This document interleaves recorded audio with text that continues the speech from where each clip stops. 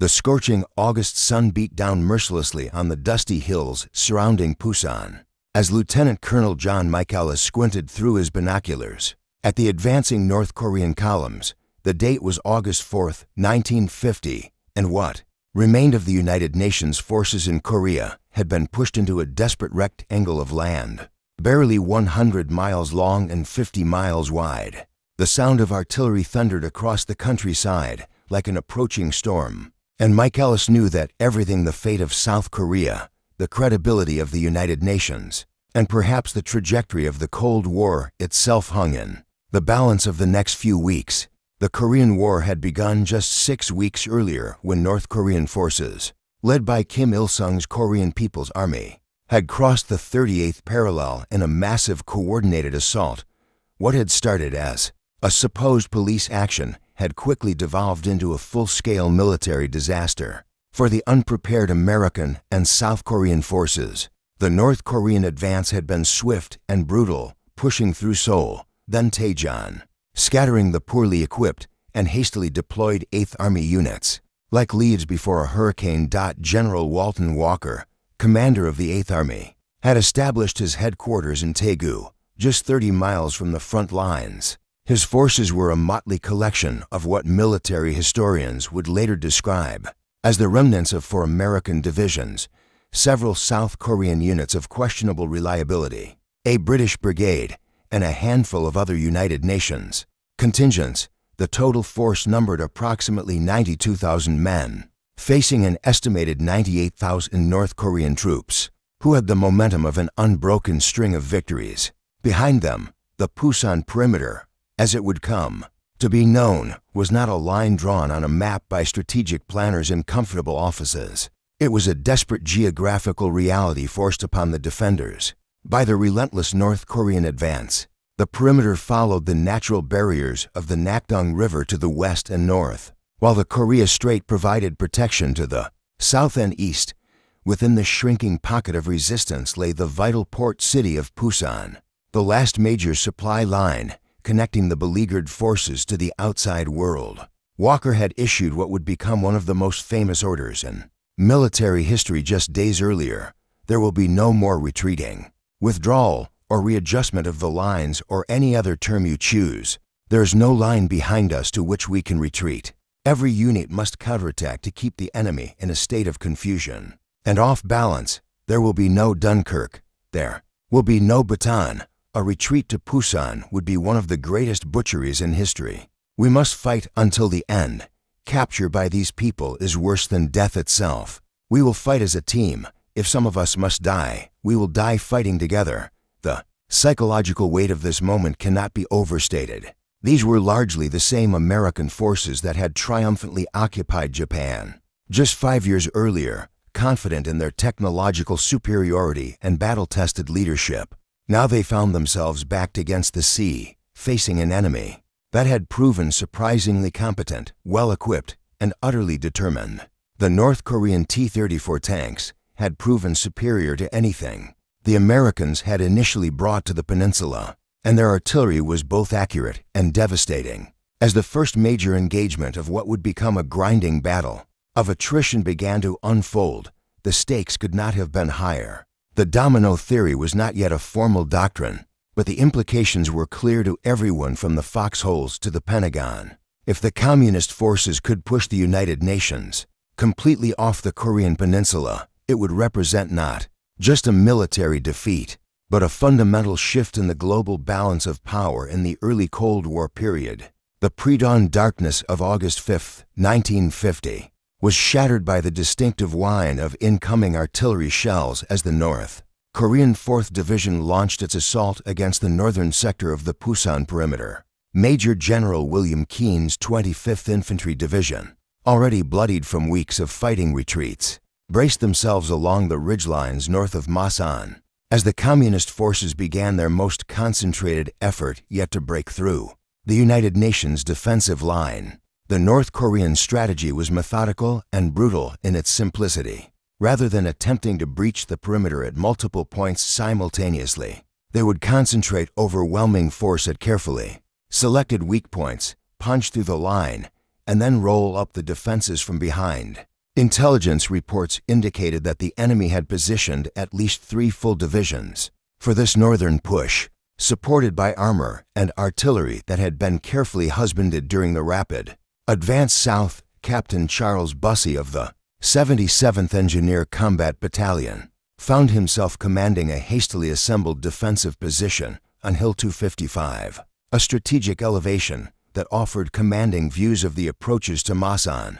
His men, a mixture of combat engineers, support personnel, and South Korean soldiers, represented exactly the kind of improvised defense that characterized the entire perimeter. "We had everything from cooks to clerks manning those ridges," Bussey would later recall, "and somehow we had to make it work."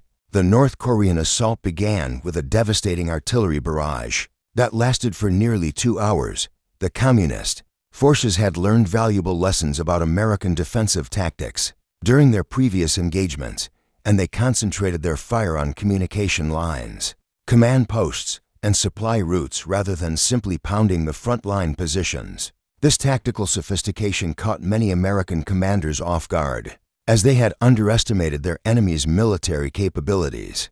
According to contemporary accounts documented in the military journal Infantry magazine, the North Korean infantry attack that followed the artillery preparation was unlike anything the American forces had previously encountered.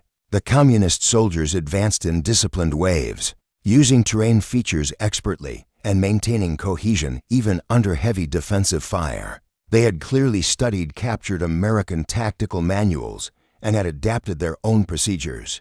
Accordingly, the fighting for Hill 255 became a microcosm of the larger battle. Bussey's mixed force held their positions through the morning, but by noon, North Korean infiltrators had begun working their way around the flanks of the position. The sound of bugles echoing across the valley signaled coordinated attacks from multiple directions, and the American position began to come under fire from behind as well as from the front. Radio communications with higher headquarters became increasingly sporadic, as North Korean artillery found its range on the communication centers. Individual unit commanders found themselves making critical tactical decisions in isolation, unsure of the broader situation and unable to coordinate effectively with adjacent units. This communication breakdown would become a recurring theme throughout the battle, forcing junior officers and non-commissioned officers to display initiative and leadership that their peacetime training had never anticipated. The afternoon brought a brief respite as North Korean forces consolidated their gains and prepared for what appeared to be a final assault. During this lull, helicopter evacuation of the wounded began, one of the first large-scale uses of rotary wing aircraft for medical evacuation in military history. The sight of these helicopters, primitive by later standards but revolutionary for their time, provided a psychological boost to the defenders who had felt increasingly isolated and abandoned. As evening approached, the temperature began to drop, and with it came a different kind of challenge. The North Korean forces were well adapted to night operations. Having trained extensively in nocturnal tactics, they began infiltrating the American positions in small groups, creating confusion and panic among defenders who were already exhausted from a full day of combat. The psychological impact of these night infiltrations was enormous, as soldiers could never be certain whether shadows moving in the darkness represented friendly forces, enemy infiltrators, or simply their own imagination. The first day's fighting had established a pattern that would repeat throughout the battle. The North Korean forces would concentrate overwhelming firepower and numbers against specific points in the perimeter, achieve tactical breakthroughs, but then struggle to exploit their successes due to supply difficulties and the stubborn resistance of isolated American positions that refused to collapse even when surrounded. The United Nations forces, despite their inferior numbers and frequent tactical defeats, maintained their overall cohesion and fighting spirit. The morning of August 6, 1950, brought devastating news to General Walker's headquarters. In Daegu, North Korean forces had successfully crossed the Nakdong River during the night, establishing a substantial bridgehead that would become known as the Nakdong Bulge. This river crossing represented the most serious threat yet to the integrity of the Pusan perimeter, as it placed enemy forces in position to strike directly at the vital road and rail connections that kept the entire defense supplied. Colonel John Stevens, commanding the 21st Infantry Regiment, received orders to counterattack immediately and eliminate the North Korean bridgehead. Before it could be reinforced, his regiment, already reduced to less than half strength from previous engagements, would have to attack across open ground against enemy forces that had had time to dig in and establish defensive positions. The military mathematics were grim, but the strategic necessity was undeniable. The North Korean 4th Division had executed their river crossing with remarkable skill and coordination, using a combination of small boats, improvised rafts, and swimmers carrying equipment in waterproof containers. They had managed to transport nearly 2 battalions across the Nakdong during the hours of darkness. More importantly, they had established several ferry sites and were working frantically to bring across heavier equipment, including anti-tank guns and mortars. Intelligence reports suggested that the North Korean plan was to expand the bridgehead rapidly, then launch a coordinated attack eastward toward the vital rail junction at Gyeongju. If successful, this maneuver would cut the primary supply line to the northern portion of the perimeter and potentially lead to the collapse of the entire defensive position. The urgency of the situation was reflected in Walker's personal involvement in planning the counterattack, as he moved his command post forward to maintain direct communication with the attacking units. The American counterattack began at dawn on August 7th, with a preparatory artillery bombardment that lasted 30 minutes. The limited ammunition available to the 8th Army meant that this barrage, while intense, was far shorter than military doctrine recommended for an assault against prepared positions. Stevens knew that his infantry would have to accomplish, through skill and determination, what should have been achieved through overwhelming firepower. As documented in the official U.S. Army history south to the Nakdong, north to the Yalu, the initial assault achieved complete tactical surprise.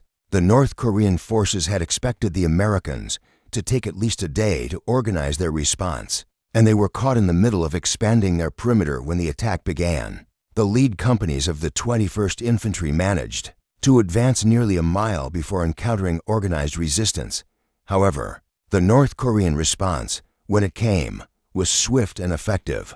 Hidden machine gun positions opened fire from concealed bunkers, and mortar rounds began falling with deadly accuracy on the advancing American forces. The Communist troops had used their time well, creating a defensive position that took maximum advantage of the terrain while providing multiple fallback positions and interlocking fields of fire. The fighting quickly devolved into a series of small unit actions as American squads and platoons found themselves isolated and surrounded by the complex North Korean defensive system. Staff Sergeant William Windrick of Fox Company found himself leading a mixed group of infantrymen and engineers in an assault on a particularly troublesome machine gun position that was holding up the entire advance.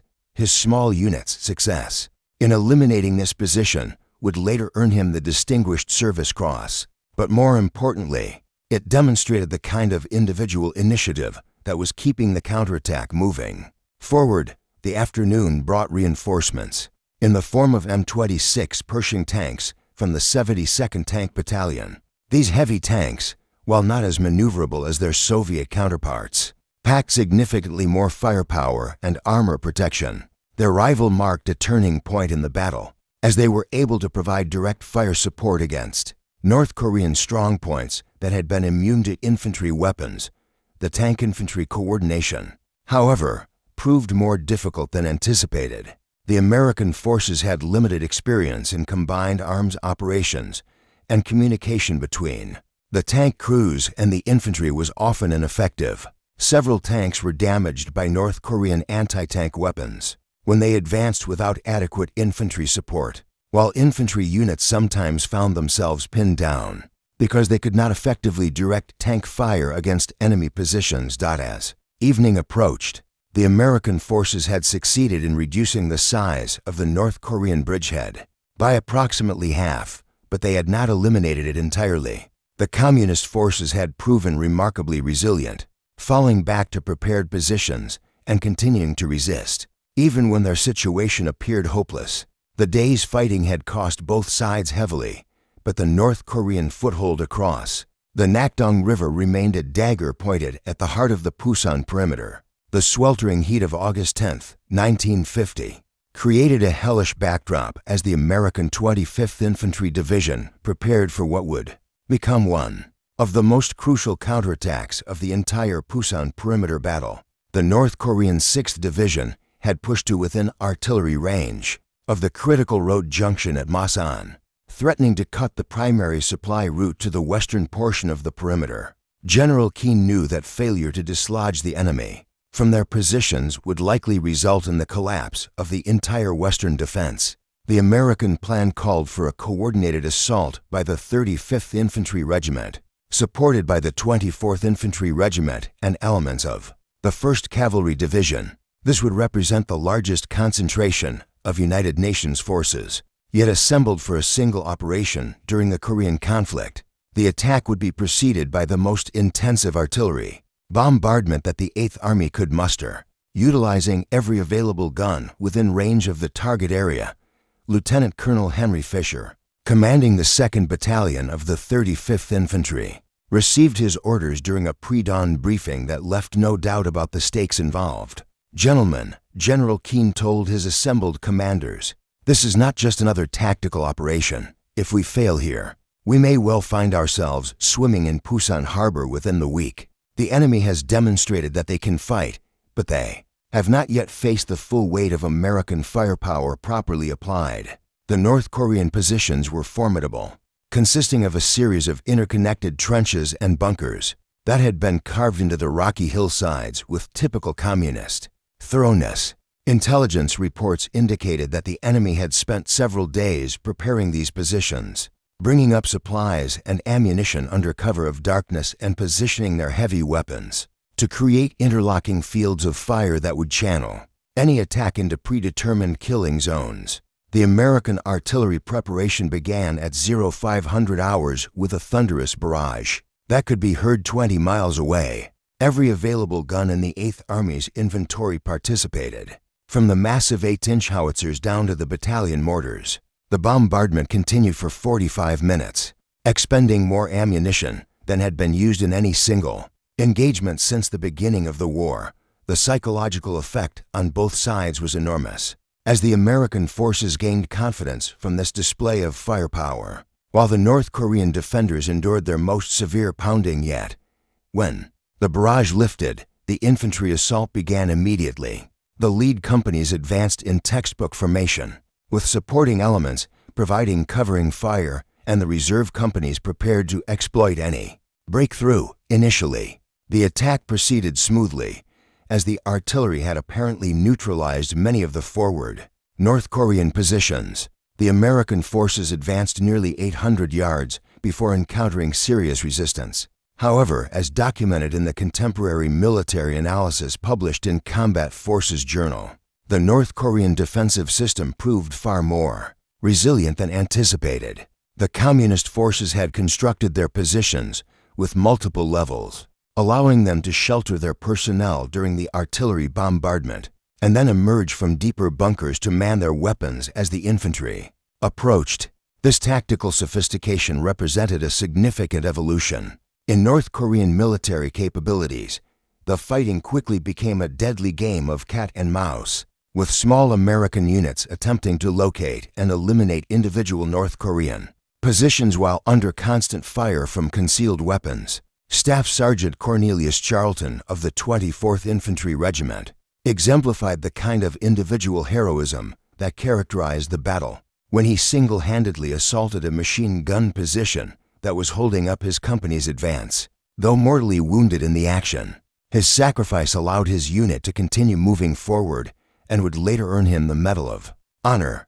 The introduction of close air support marked a significant development in the battle's evolution. Marine Corsair fighters from the carrier Philippine Sea began making low-level attacks against identified North Korean positions, coordinating their strikes with the ground forces through newly developed air-ground communication procedures. The psychological impact of these air attacks was significant, as the North Korean forces had no effective anti-aircraft capability. and found themselves vulnerable to attack. From an unexpected direction, the afternoon brought the most intense fighting of the entire battle as both sides committed their reserves in a desperate struggle for control of the key terrain features. The North Korean forces launched a series of coordinated counterattacks, attempting to regain positions that had been lost during the morning assault.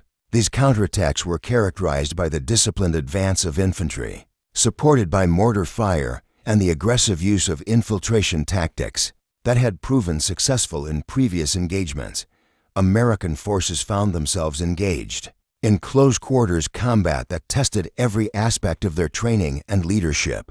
Company commanders were forced to make split-second decisions about where to commit their limited resources, while individual soldiers demonstrated the kind of initiative and courage that would become legendary. The fighting was so intense that ammunition resupply became a critical factor, with helicopter pilots making dangerous flights into contested areas to keep the forward units supplied. As darkness fell, both sides had suffered heavy casualties, but the American forces had succeeded in pushing the North Korean 6th Division back from the immediate approaches to Pusan. The counterattack had not achieved all of its objectives, but it had eliminated the immediate threat to the western supply routes and demonstrated that the United Nations forces retained the capability to conduct effective offensive operations despite weeks of defensive fighting. The morning of August 15, 1950, marked what many historians would later identify as the critical turning point of the entire Pusan perimeter battle. North Korean forces, having failed to achieve decisive breakthrough in their previous assaults, launched what appeared to be their final, desperate offensive aimed at cracking the United Nations defense before American reinforcements could arrive. Intelligence reports indicated that every available North Korean division had been committed to this assault, creating a concentration of enemy forces unlike anything yet seen in the Korean conflict. General Walker, recognizing the make or break nature of the situation, made the unprecedented decision to commit his last reserves, the 27th Infantry Regiment and elements of the 2nd Infantry Division, to what he privately acknowledged might be the final battle for the survival of United Nations forces in Korea. His staff had calculated that defeat in this engagement would leave insufficient forces to maintain any coherent defensive line, effectively ending organized resistance south of Seoul. The North Korean plan was ambitious in its scope and sophisticated in its execution. Rather than attempting to breach the perimeter at a single point, they would launch coordinated attacks at 3 separate locations simultaneously, forcing the defenders to divide their limited reserves and preventing the kind of rapid reinforcement that had frustrated previous North Korean breakthrough attempts. The main effort would be directed at the Nakdong River line, while supporting attacks would target the northern approaches to Daegu and the western defenses around Masan. Colonel Paul Freeman, commanding the 23rd Infantry Regiment in the northern sector, found himself facing what appeared to be an entire North Korean division advancing in coordinated waves supported by the heaviest artillery barrage yet encountered. His regiment, already reduced to approximately 60% strength, would have to hold a front that military doctrine suggested required at least twice as many men. The mathematics of the situation were stark and unforgiving. The initial North Korean assault achieved tactical surprise despite extensive intelligence warnings about the impending attack. The Communist forces had demonstrated remarkable skill in concealing their final preparations, moving large numbers of troops and equipment into attack positions during the hours of darkness, while maintaining normal activity patterns that suggested no immediate offensive was planned. This deception operation represented a level of military sophistication that caught many American commanders off guard. The fighting began before dawn with a sustained artillery bombardment that lasted nearly 2 hours, the longest yet encountered. During the entire campaign, North Korean gunners had carefully registered their weapons on key targets within the United Nations defensive positions, and their fire was both accurate and devastating. Communication lines were severed, command posts were destroyed, and forward observers were eliminated in the opening minutes of the barrage. When the infantry assault began, it came from multiple directions simultaneously, creating confusion and panic among defenders who found themselves unable to determine the primary direction of threat. According to military records preserved in the National Archives, North Korean forces achieved initial penetrations of the United Nations line at no fewer than 7 separate points, creating a tactical situation that threatened to result in the complete collapse of the defensive position. Staff Sergeant Hiroshi Miyamura of the 3rd Battalion, 7th Infantry Regiment, found himself commanding a machine gun position that became the focal point of an entire North Korean company's assault. His small unit's determined resistance would later earn him the Medal of Honor. But more importantly, it represented the kind of individual stands that were occurring throughout the perimeter, as isolated American positions refused to surrender. Despite being surrounded and cut off from support, the crisis deepened throughout the morning as North Korean forces succeeded in establishing several substantial penetrations of the defensive line. Reports reaching Walker's headquarters painted a picture of impending disaster, with entire companies reported missing and regimental command posts forced to evacuate their positions. The general faced the most difficult decision of his military career: whether to authorize a general withdrawal to a final defensive line around Pusan itself, or to commit his last reserves in a desperate attempt to restore the broken front. Walker's decision to commit everything to holding the existing line would prove to be one of the most crucial command decisions of the Korean War. The arrival of the 27th Infantry Regiment at the most critical point of penetration coincided with the first large-scale use of close air support by newly arrived Marine Corsair squadrons. The combination of fresh troops and devastating air attacks began to turn the tide of the battle. During the afternoon hours, the fighting reached its climax during the late afternoon when North Korean forces, having committed all their available reserves, made a final push to achieve the breakthrough that had eluded them throughout the day. American forces, exhausted from hours of continuous combat, but reinforced by the knowledge that this was likely their last chance for survival, met this assault with a determination that surprised even veteran observers.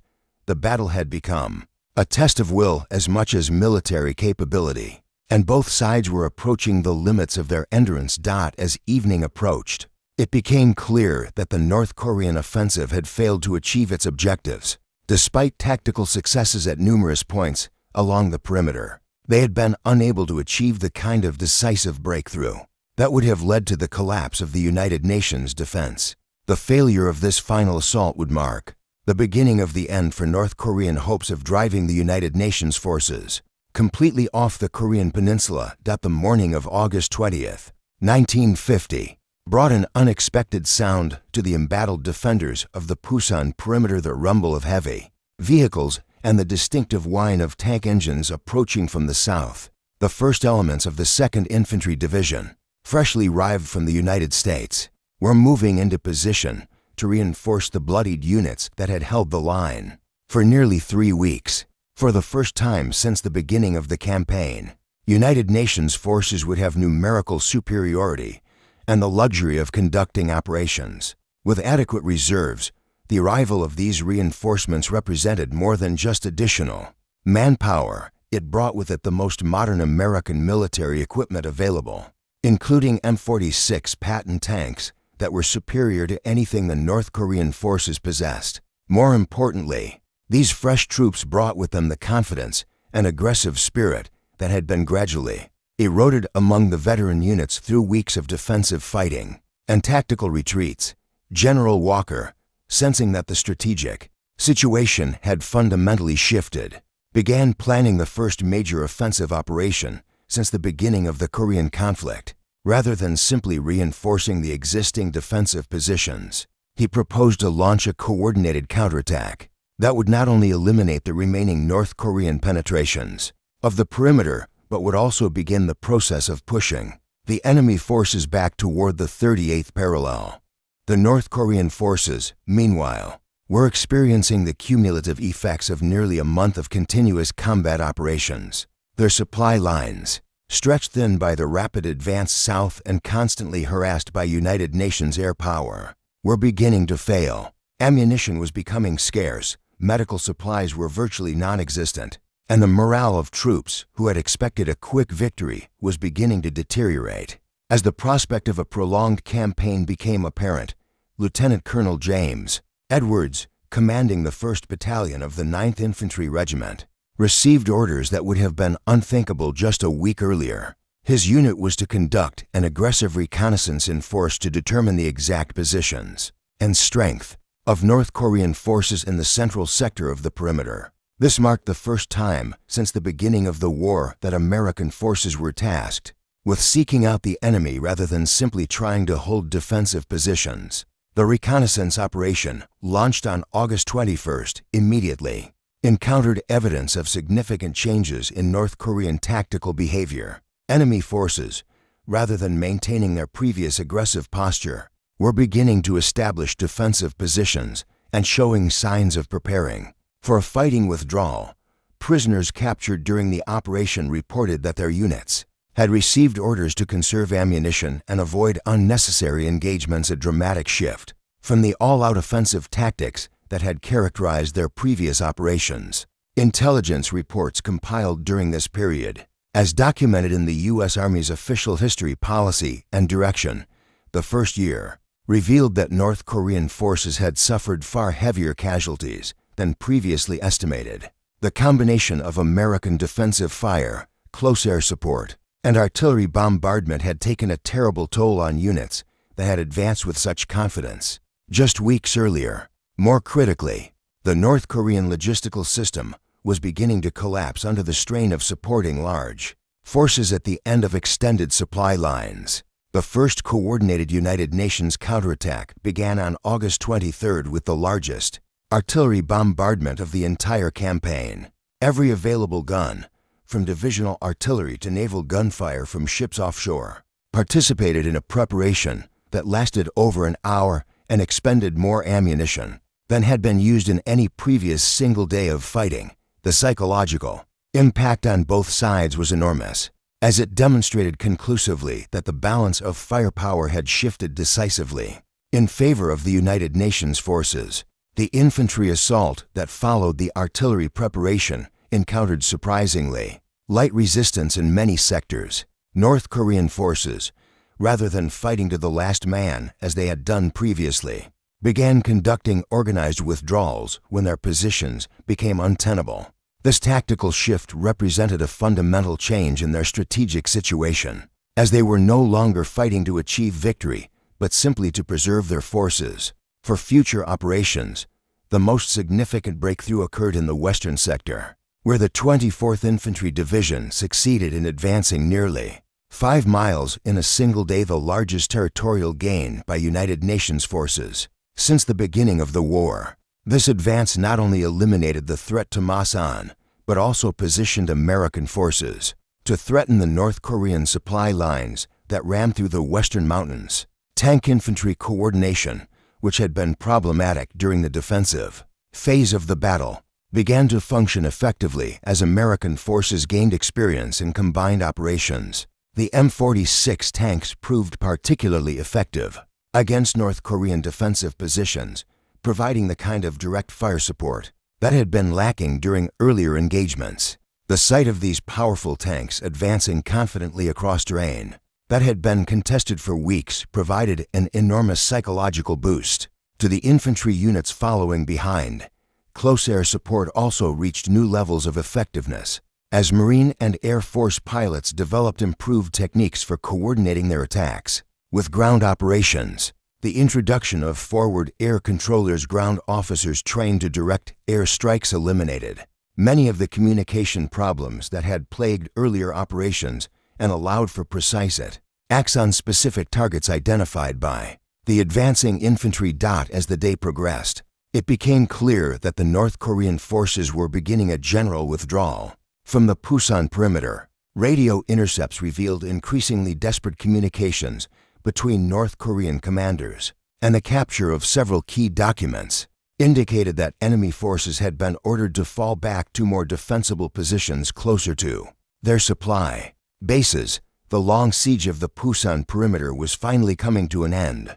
The dawn of September 1st, 1950, revealed a transformed battlefield as United Nations forces prepared to launch what would prove to be the final phase of the Pusan perimeter campaign. The North Korean forces, having suffered catastrophic losses during their failed August offensive, were in full retreat toward the 38th parallel. What had begun as a desperate defensive stand had evolved into a pursuit operation that would fundamentally alter the strategic situation on the Korean peninsula.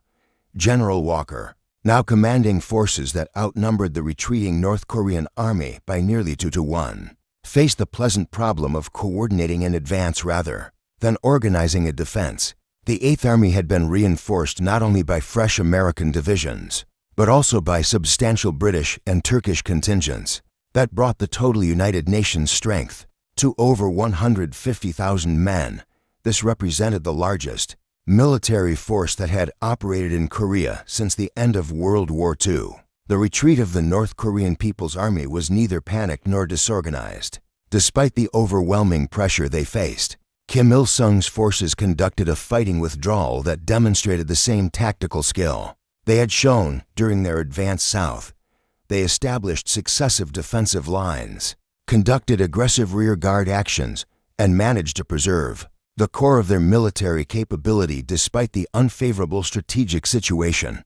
Colonel Michaelis, whose regiment had been among the first to face the North Korean assault in July, now found himself leading the advance toward objectives that had seemed impossibly distant just weeks earlier. His 27th Infantry Regiment, reinforced and re-equipped, spearheaded the drive north with a confidence that would have been unimaginable during the dark days of early August when survival itself had seemed uncertain. The liberation of territory that had been under North Korean occupation for nearly 2 months revealed the brutal reality of communist rule. American forces discovered evidence of systematic executions of South Korean officials, forced labor camps, and the destruction of infrastructure that served no military purpose. These discoveries hardened the resolve of United Nations forces and provided moral justification for the expansion of war aims beyond the simple restoration of the 38th parallel. The rapid advance of United Nations forces created new challenges that had not been anticipated during the defensive phase of the campaign. Supply lines that had been compressed into the small area of the Pusan perimeter now had to be extended hundreds of miles as the front moved north. The logistics officers, who had struggled to maintain adequate supplies during the siege, now faced the different but equally complex problem of supporting a mobile campaign across difficult terrain. Intelligence analysis of captured North Korean documents and prisoner interrogations revealed the extent to which the failure of the Pusan perimeter offensive had disrupted communist strategic planning. According to materials preserved in the MacArthur archives, North Korean leaders had expected to complete the conquest of South Korea by early September, allowing them to present the international community with a fait accompli before United Nations reinforcements could arrive in sufficient numbers to affect the outcome. The psychological impact of the failed offensive extended far beyond the immediate tactical situation. The North Korean army, which had begun the war with supreme confidence in their ability to achieve rapid victory, now faced the prospect of a prolonged conflict against an enemy that had demonstrated remarkable resilience and fighting capability. Morale problems, previously unknown in the disciplined communist forces, began to appear as the reality of their strategic situation became apparent. The final collapse of North Korean resistance south of the 38th parallel occurred on September 15th, exactly 2 months after the first major engagement of the Pusan perimeter battle. The last North Korean units crossed back into their own territory, leaving behind thousands of prisoners, vast quantities of equipment, and control of all South Korean territory. The immediate threat to the survival of the Republic of Korea had been eliminated. The victory at Pusan perimeter established several important precedents that would influence military thinking for decades to come. It demonstrated that well-led and adequately supplied forces could successfully defend against numerically superior enemies. Through the intelligent use of terrain, firepower, and tactical flexibility, it also proved the decisive importance of air power and logistical superiority in modern warfare. lessons that would be applied in subsequent conflicts throughout the Cold War period. The human cost of the battle had been enormous for both sides. United Nations forces suffered approximately 25,000 casualties during the 2-month campaign, while North Korean losses were estimated at over 40,000 killed, wounded, and missing. These figures represented a significant portion of the trained military manpower available to both sides and would influence the character of subsequent operations. Throughout the remainder of the Korean War, the successful defense of the Pusan perimeter also had profound strategic implications for the broader Cold War struggle. It demonstrated that the United Nations was prepared to use military force to resist communist expansion, establishing a precedent that would influence American foreign policy for the remainder of the 20th century. The battle proved that collective security, properly organized and adequately supported, could successfully oppose totalitarian aggression even under the most challenging circumstances. The lessons learned during the desperate weeks of July and August 1950 would be studied by military professionals around the world and would influence tactical doctrine, equipment development, and strategic planning for generations. The Pusan perimeter had become more than just a successful military operation. It had evolved into a symbol of democratic resolve and the willingness of free nations to stand together against the forces of tyranny and oppression.